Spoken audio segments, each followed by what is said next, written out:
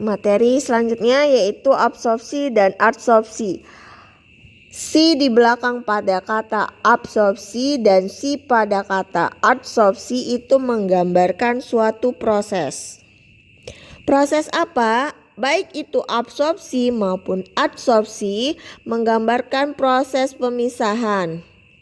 Pemisahan dua zat atau lebih yang didasari atas proses pemisahan dengan prinsip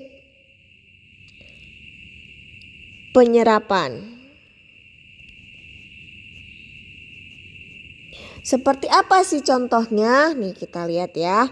Nah, untuk absorpsi dan adsorpsi contohnya ini. Untuk absorpsi sendiri, contohnya adalah ketika kita menumpahkan suatu teh, air, lalu kita serap ke dalam tisu. Otomatis airnya akan menyerapkan ke dalam tisu tersebut. Contoh untuk adsorpsi, misalnya pada silika gel. Silika gel itu berfungsi sebagai pengawet. Dia bisa dikatakan sebagai pengawet karena dia menyerap uap air. Seperti kalian lihat di sini, bahwa silika gel yang masih bagus, yang masih belum digunakan itu berwarna bening. Nah, nanti biasanya kalau dia sudah terlalu lama dia menyerap uap air, warna yang bening ini nanti akan berubah, baik itu menjadi warna biru maupun berubah menjadi warna kuning. Nah, lalu apa bedanya antara absorpsi dengan adsorpsi? Tadi kan prinsipnya sama-sama penyerapan ya. Sama-sama penyerapan. Proses pemisahan dengan prinsip penyerapan. Lalu apa bedanya? Untuk absorpsi seperti kita lihat di gambar bahwa si suatu bahan itu diserap ke dalam absorbennya. Nah, kalau yang namanya adsorpsi, dia diserapnya ke permukaan. Jadi beda ya, nih seperti bergambar. Kalau absorpsi dia menyerap ke dalam, kalau adsorpsi dia menempel di permukaan.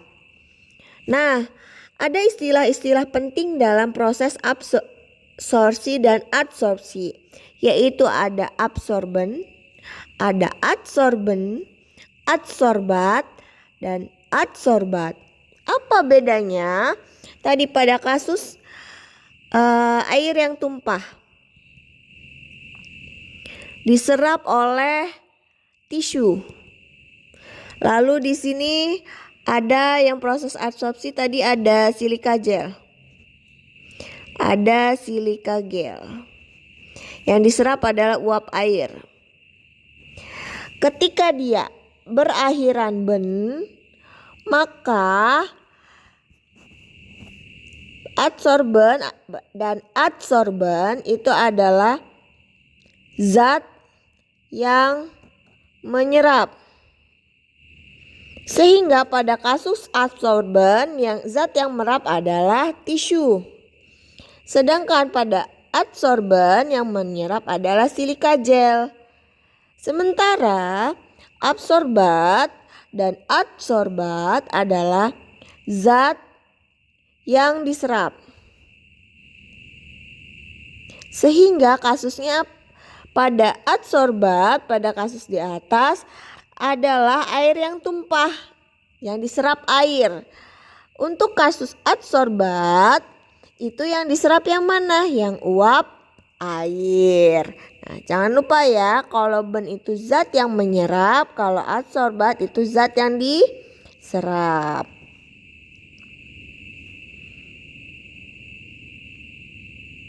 Nah, kita bahas lebih rinci apa bedanya. Kita mulai dari absorpsi dulu.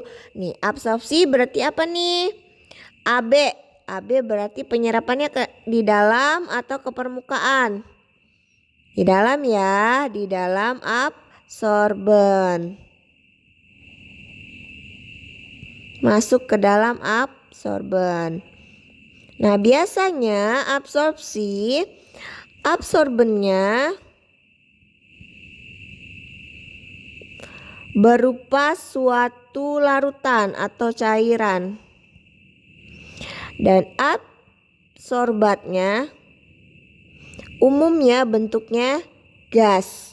Kalau dilihat di sini, larutan dan gas merupakan suatu zat fluida, ya. Nah, jangan lupa nih umumnya kalau untuk absorben itu dia bentuknya larutan, tapi kalau absorbatnya dia umumnya bentuknya gas. Artinya suatu gas itu akan diserap masuk ke dalam si larutannya. Yuk kita lihat lebih jelasnya. Nah, ada hal yang perlu dipertimbangkan untuk memilih dari absorbat. Absorbat apa nih? Oh sorry, bukan absorbat, absorben di sini ya. Untuk memilih absorben ada beberapa hal. Yang pertama itu kelarutan gas. Kelarutan gas misalnya gimana sih Bu? Gini, dalam suatu larutan, ya enggak, kita mau melarutkan atau menyerap si suatu gas kan? Kalau misalkan gas itu enggak larut pada larutan, otomatis dia enggak bisa diserap. Misal, minyak yang baik untuk mengabsorpsi benzena dari gas.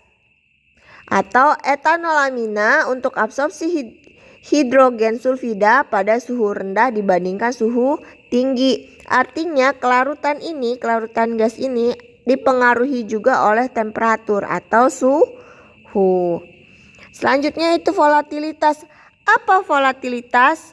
Volatilitas itu suatu daya uap. Jadi kalau misalkan si absorbennya ini, larutannya ini cepat menguap, otomatis dia kurang efektif kan digunakan.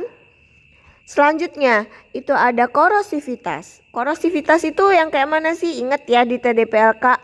Korosivitas itu suatu kemampuan untuk bikin berkarat. Jadi larutan ini kadangan dia bikin wadahnya berkarat. Nah itu harus diperhatikan dulu. Apakah si larutan ini sifatnya berkarat atau tidak. Bikin karat atau enggak pada wadah. Lalu selanjutnya harga dan ketersediaan. Tentunya kita harus memperhatikan harga juga dalam pemilihan suatu bahan.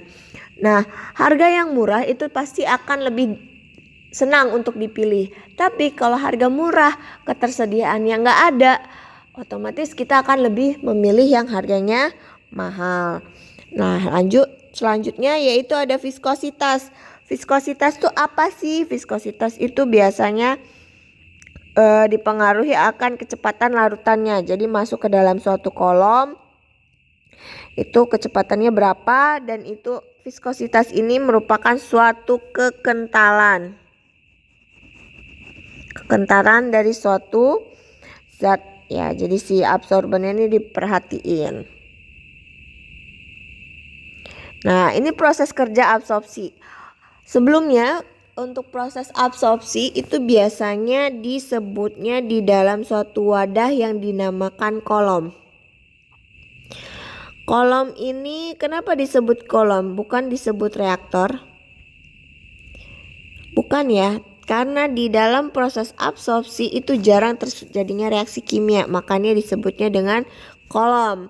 Nah nanti antara si gas dengan antara si cairan itu terjadi, nanti kan dikontakkan. Misal kita mengontakkan si cairan dari atas dan gas cairan NaOH ya, misalnya cairan NaOH dari atas dan gas CO2 misal. Kita mengontakkan, NaOH dimasukkan, lalu CO2 juga dimasukkan ke dalam suatu kolom. Nanti ketika dia bertemu, dia akan bertemu di interface. Nah, di interface inilah terjadi yang namanya adsorpsi, di mana tekanan gasnya dia akan yang tadinya berada di PA 0 akan turun masuk ke dalam interface-nya. Nah, cairan ini nanti masuk ke interface dan dia akan proses absorpsi. Nah, penerapan absorpsi sendiri di industri kayak apa sih? Nah, ini beberapa contohnya. Yang pertama, absorpsi gas amonia dari campuran amonia dan gas. Pembersihan gas alam dari kotoran uap air, CO2, H2S. Kenapa disebut kotoran? Karena biasanya yang diperlukan adalah gas-gas murni. Misalnya hydrating plant, uap air yang diabsorpsi oleh glikol. Terus ada sweetening plant, CO2 dan H2S-nya diabsorpsi oleh amina. Lalu dalam pembuatan formalin, apa yang diabsorpsi? Absorpsi formalin dari formaldehida. Dalam pembuatan asam nitrat, nah ternyata yang diabsorpsi adalah NO dan NO2-nya. Jadi NO dan NO2-nya ini apa? Absorbat, ya. Oke, lanjut. Nah, ini ada beberapa menara atau kolom nih. Saya bilang tadi kan bahwa dalam proses absorpsi itu dia dikatakan kolom atau menara, bukan dikatakan reaktor. Karena dia tidak adanya reaksi kimia. Ya, tidak adanya reaksi kimia. Terus yang terjadi apa? Proses difusi. Proses difusi yang disebabkan oleh gaya van der Waals. Nah, ini. Jadi, kenapa disebutnya menara atau kolom? Karena dia di dalam sini itu enggak adanya suatu proses difusi yang melibatkan gaya van der Waals. Nah, ini contohnya menara kolom absorpsi. Itu dia dari sini nih. Jadi si gas masuknya biasanya dari bawah. Gas itu masuknya dari bawah. Sementara nanti si liquidnya, absorbennya dia masuknya dari atas. Kenapa kira-kira si liquid dari atas dan si gas dari bawah? Karena kalau dari atas itu kan si cairannya nggak perlu alat. Kalau dari bawah perlu alat, kita perlu pompa untuk ngepus ke atas. Tapi kalau dari atas cukup dia mengikuti gravitasi bumi. Sementara gas itu kebalikan. Pernah nggak ngelihat orang rokok asapnya jatuh ke bawah? Pasti dia terbang ke atas kan. Nah, makanya kita menggunakan prinsip dalam kehidupan sehari-hari seperti itu. Nah, nanti ketika si cairan dan gas ini bertemu, nah disitulah yang terjadinya proses absorpsi. Lalu nih ada jenis menara absorpsi yang pertama ada plate column. Di sini ada plate-nya, ada piringan-piringannya nih. Nah, seperti dilihat ya. Jadi ada tray-nya atau plate-nya atau piringannya. Lalu ada yang namanya packet tower. Di sini kayak polos aja gitu, nggak ada halangannya gitu kan. Kalau packet column ini jadi larutan masuk, gas dimasukkan juga, jadi kosong aja. Nah, ada lagi yang namanya spray tower. Jadi si absorbennya ini bentuknya cairan ini di spray atau disemburkan ke dalam kolom, nanti gas masuk dari sebelah sini.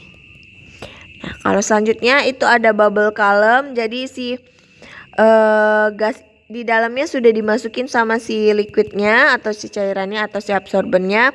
Baru nanti gas itu dimasukkannya dalam bentuk gelembung-gelembung seperti ini. Gitu. Nah, biasanya kalau proses absorpsi itu ada proses tambahan, yaitu baik itu proses stepper, destilasi maupun rebolent stepper. Jadi absorben itu biasanya dia prosesnya akan dibarengin dengan proses yang lainnya, baik itu stepper, destilasi maupun reboiled stripper. Nah, selanjutnya kita akan bahas absorpsi.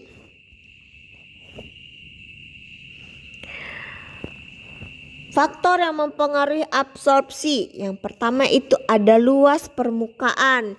Jadi misal kita mau menyerap kotoran ya, mau menyerap kotoran menggunakan karbon aktif nih. Karbon aktifnya bentuknya gede-gede, gelundungan. Bentuknya gede-gede gelundungan. Saya pengen menyerap kotoran. Ini nanti saya pecah jadi kecil-kecil.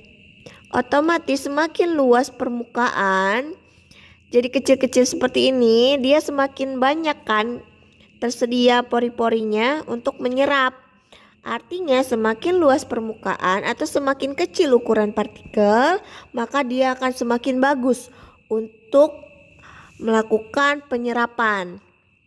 Lalu selanjutnya ada faktor temperatur. Nah, ini juga akan mempengaruhi proses absorpsi. Nah, tergantung jenis absorbennya. Absorbennya bagusnya di suhu yang berapa nih? Gitu. Lalu selanjutnya waktu kontak. Nah, waktu kontak, jadi setiap absorben itu punya waktu kontaknya. Jadi bagusnya di menit keberapa atau berapa jam.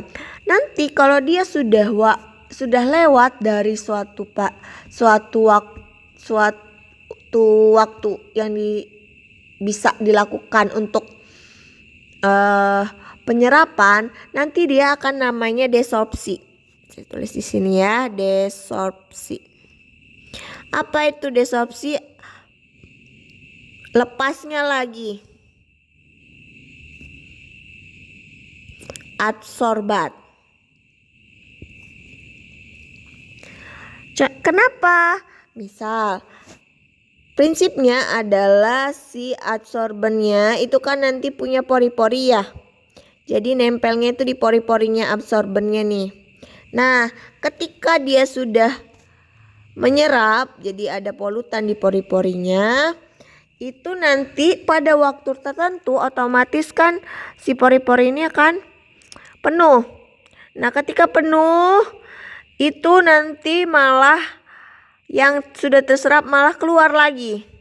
Nah, keluar lagi itulah yang disebut dengan proses desorpsi. Makanya waktu kontak itu sangat penting untuk diproses adsorpsi. Selanjutnya ada ukuran partikel. Nih, ukuran partikel ini ada hubungannya seperti yang tadi saya bilang di luas permukaan. Semakin kecil ukuran partikel, maka semakin luas juga permukaan. Artinya semakin bagus gitu ya. Selanjutnya itu ada konsentrasi campuran antara jumlah adsorben dan adsorbat, itu pengaruh juga ya. Jadi nanti kalau dia sudah kebanyakan si adsorbennya masuk ke dalam sini, dia akan jenuh. Si larutannya, bukannya bisa menyerap, malah dia menjadi suatu bahan pengotor. Artinya konsentrasi itu seberapa banyak adsorben yang di dalam yang digunakan itu juga berpengaruh. Jangan terlalu banyak dan jangan terlalu dikit. Nanti kalau terlalu dikit hasilnya nggak maksimal. Kalau terlalu banyak malah dia nanti larutannya akan menjadi jenuh. Nah, ada faktor lagi yang mempengaruhi proses adsorpsi, yaitu proses pengadukan. Proses pengadukan juga mempengaruhi dari proses absorpsi. Kalau misalkan dia diaduk, artinya dia akan semakin cepat dong. Polutan itu akan diserap oleh adsorbennya. Nah, tapi kembali lagi ke waktu kontak. Semakin dia lama diaduknya, otomatis pori-porinya akan semakin penuh. Cepat penuhnya. Nanti kalau udah terlalu penuh, dia akan mengalami yang namanya desorpsi.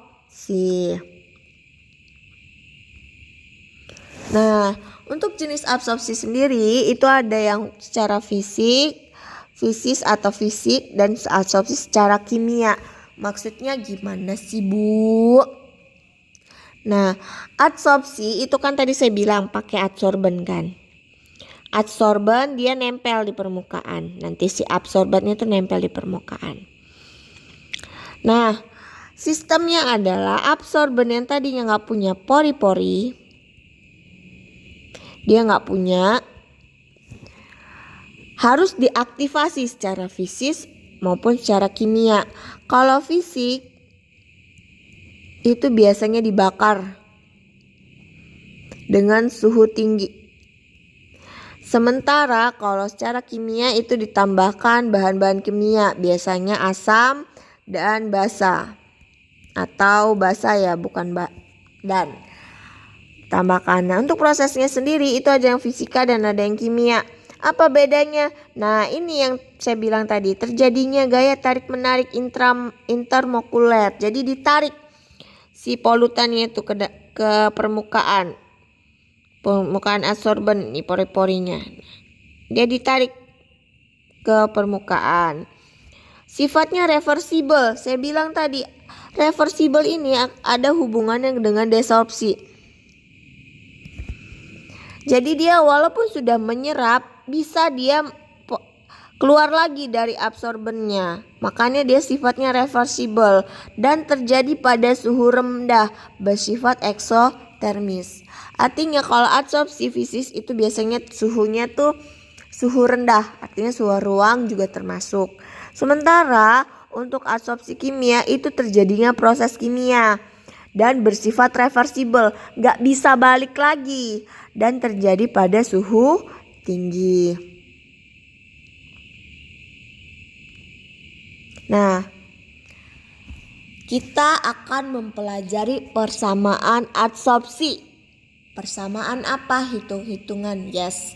Di adsorpsi ada beberapa persamaan yang mungkin kita kenali dulu deh ya di tahap SMK ini. Persamaan yang pertama itu ada persamaan Henry.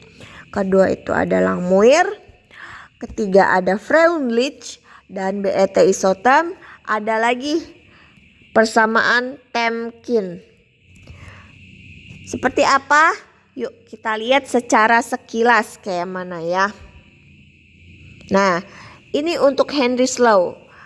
Henry's Law itu dia membicarakan tentang persamaan jumlah absorbat per satuan berat absorben. Jadi si absorbennya ini, berapa sih absorbat yang bisa menyerap? Misalnya 1 gram absorben 1 gram absorben bisa menyerap 0,02 adsorbat. Saya ulangi ya. Misal, ini fungsinya buat apa? Henry's Law ini untuk mengetahui seberapa banyak sih absorbat yang diserap per satuan berat absorben. Misal 1 gram absorben itu berapa sih absorbat yang terserap? Nah, itu bisa dicari dengan Henry's Law. Nah, selanjutnya itu ada yang namanya Freundlich. Nah, untuk Freundlich ini dia ada hubungannya nanti dengan lapisan, sama kayak si Langmuir nih ya. Freundlich dan Langmuir ini menurut ibu itu satu kesatuan ya, dua ini. Jadi kamu harus tahu yang namanya Freundlich sama Langmuir. Nanti kita akan bahas di belakang untuk yang kedua ini. Cuman kita harus kenali dulu untuk yang Freundlich itu ada beberapa kondisi yang harus dipatuhi. Yang pertama, dalam molekul absorbat tidak ada asosiasi dan disosiasi setelah absorpsi pada permukaan padatan. Maksudnya kayak mana sih? Gak ada yang namanya keterlibatan lagi gitu ya. Terus yang kedua, hanya berlangsung mekanisme secara fisik. Artinya dia bisa sifatnya reversible, balik lagi atau terjadinya desorpsi. Dia nggak ada reaksi kimia. Nah, coba kita lihat yang selanjutnya. Nah, untuk yang Langmuir itu dia sistemnya kimia. Jadi ada kimianya lebih berperan gitu. Nah, untuk molekulnya nih yang harus diperhatikan. Molekul yang terabsorpsi membentuk lapisan tunggal. Kalau tadi yang Freundlich itu dia lapisannya lapisan multilayer. Kalau si Freundlich dia multilayer, kalau yang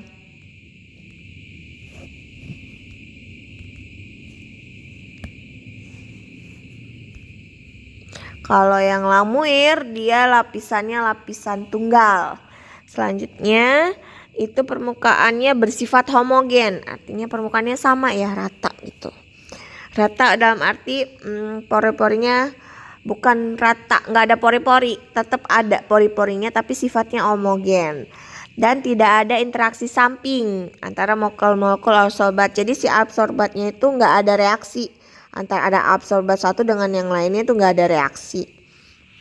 Lalu adsorben terabsorpsi pada lokasi tertentu sehingga tidak dapat bergerak pada permukaan padatan yang bersifat reversibel. Jadi dia nyerapnya tuh si absorbatnya tuh pada lokasi tertentu. Nah, jadi nggak bisa bergerak, dia terpaku gini. Nah, gitu. Selanjutnya itu ada BET isoterm.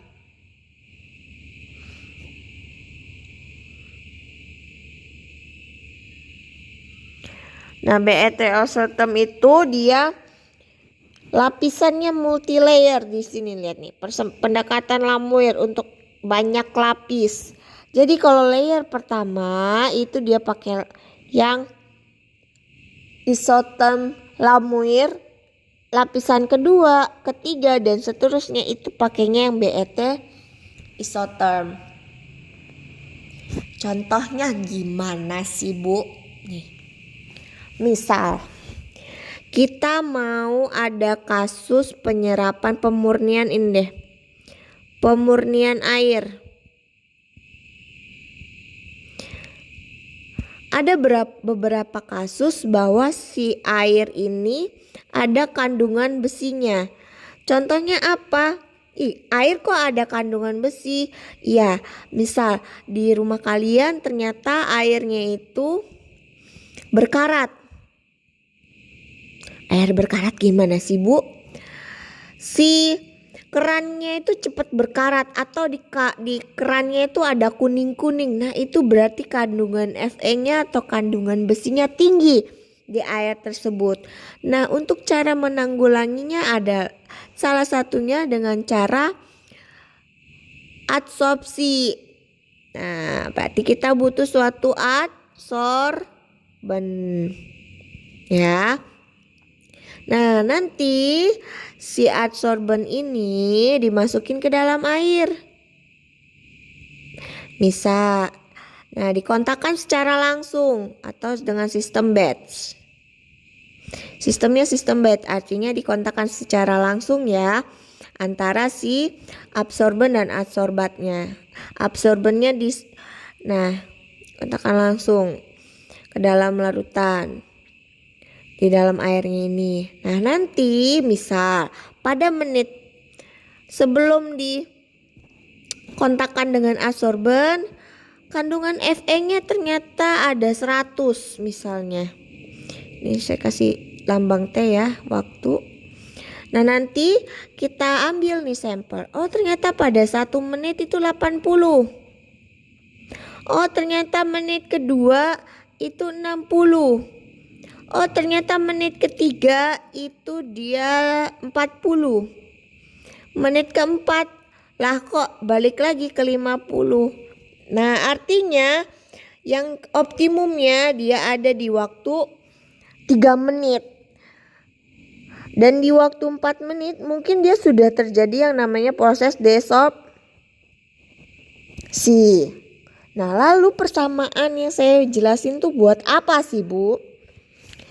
Tadi saya jelaskan bahwa adsorpsi itu kan membentuk suatu lapisan. Jadi si adsorbatnya itu membentuk layer atau lapisan-lapisan yang ada di sekeliling absorbat.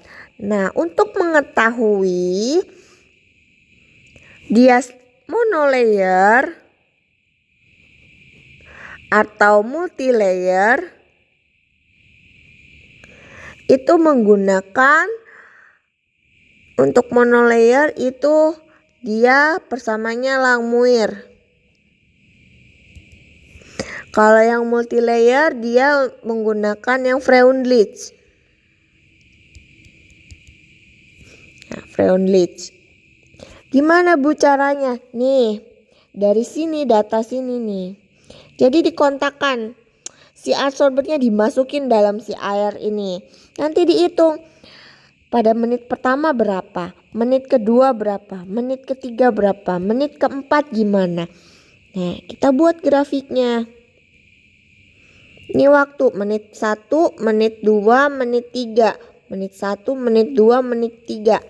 Nah, nanti kita gunakan persamaan yang Langmuir dan persamaan Freundlich.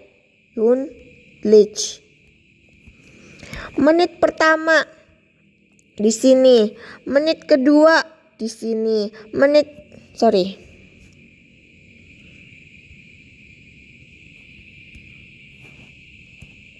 hapus dulu ya.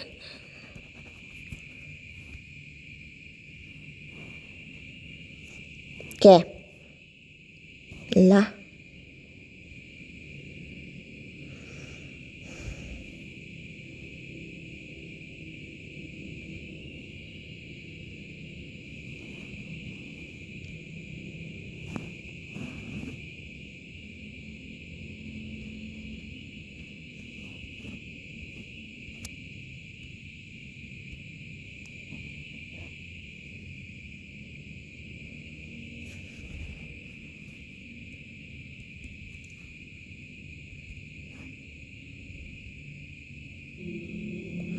Oke, kita misalkan suatu persamaan. Nah, kita udah punya persamaannya kan? Kita udah punya persamaan dan punya data di sini. Menit pertama, menit kedua, menit ketiga. Menit pertama, menit kedua, menit ketiga. Nanti proses absorpsinya ada di sini, di sini, di sini, nanti naik lagi. Ini efisiensinya di sini, di sini, di sini, nanti naik lagi. Kadarnya dia udah turun tapi naik lagi. Di sini pakai yang Langmuir. Di sini pakai yang Freundlich. Nah, nanti dalam suatu grafik itu ada yang namanya kecenderungan atau nilai regresi. Ketika nilai regresi si Langmuir 0,98, ternyata Freundlich 0,72. Dilihat dari 0,98 dan 0,72 mana R kuadrat yang mendekati 1. Oh, berarti Langmuir. Langmuir ini yang mendekati 1 dibanding yang Freundlich dari data ini. Maka suatu proses absorpsi dilihat kalau dia Langmuir artinya dia monolayer. Jadi dia hanya terbentuk satu lapisan saja. Tapi kalau nilai Freundlich-nya lebih besar artinya dia pakainya yang multi layer. Selanjutnya di sini ada contoh kolom dari adsorpsi.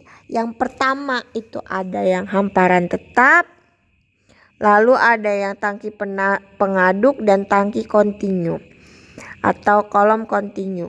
Apa bedanya? Kalau hamparan tetap dia cuman sistemnya batch. Jadi suatu wadah ada adsorbennya, ada absorbatnya, didiemin berapa waktu, nanti udah selesai. Nah, kalau tangki berpengaduk itu dia ada agitatornya. Kalau adsorpsi kontinu dia terus-terusan masuk. Nah, ini untuk proses penerapan absorpsi itu sendiri di industri itu ada banyak, silakan dilihat ya. Ini berdasarkan jenis absorbennya, jadi ada banyak ya. Ini absorben yang dia kimiawi. Ada absorben yang berasal dari alam. Itu disebut dengan biosorben. Contohnya apa? Cangkang telur. Jadi cangkang telur itu ternyata bisa diolah menjadi adsorben dengan bisa diaktifasi dulu ya terlebih dahulu, baik itu secara fisika maupun secara kimia. Lalu apa biosorben selanjutnya? Pernah dengar karbon aktif. Karbon aktif itu kan ternyata dari batok kelapa, dari bonggol pisang, itu ada banyak bioadsorben. Oke, cukup sekian pembelajaran hari ini. Ibu cukupkan. Wassalamualaikum warahmatullahi wabarakatuh.